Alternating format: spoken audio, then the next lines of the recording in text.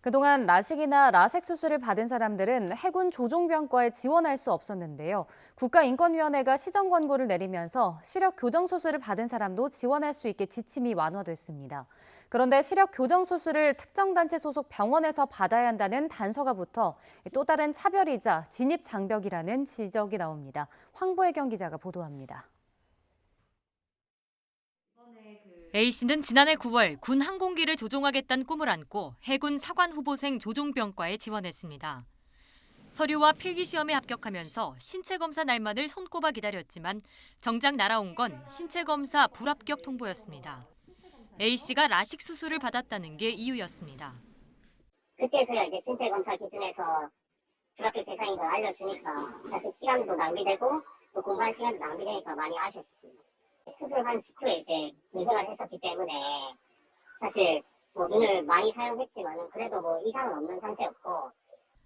해군이 라식이나 라섹 등 시력 교정술을 받은 경우 조종병과에 지원할 수 없게 제한했기 때문인데 이후 국가인권위원회가 불합리한 차별이라며 관련 제도를 고치라고 권고했습니다. 이에 따라 해군은 지난달부터 신체검사 기준을 완화해 시력 교정술을 받은 사람도 지원할 수 있게 지침을 개정했습니다. 그런데 느닷없이 새로운 조건이 생겼습니다.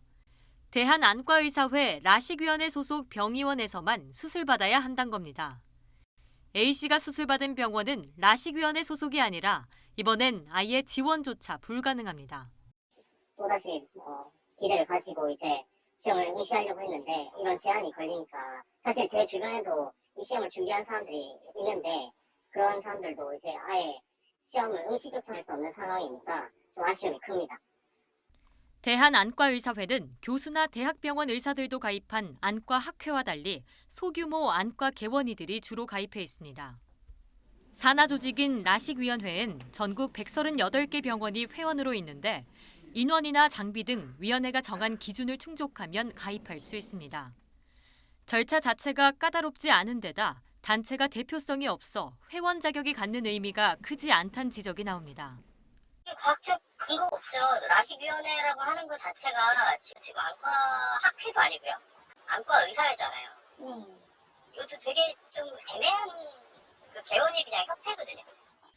게다가 강원도의 경우 라식위원회 가입 신청을 한 안과가 한 곳도 없어 강원도 응시자는 다른 지역까지 가서 수술받아야 하는 상황입니다.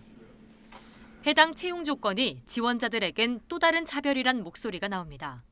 누구의 수술 받느냐가 아니라 지금 결과를 검증해야 된다는 겁니다.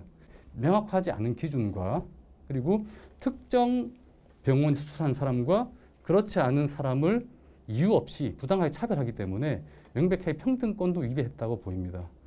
해군 측은 수술 안전성과 공신력 확보를 위해 전문가 논의를 거쳐 기관을 선정했다고 밝혔습니다. 취재진은 해군 측에 어떤 전문가로 구성이 됐는지 공신력을 확보했다는 근거가 무엇인지 물었지만 현재로선 확인해 줄 수 없다는 답변이 돌아왔습니다. YTN 황보혜경입니다.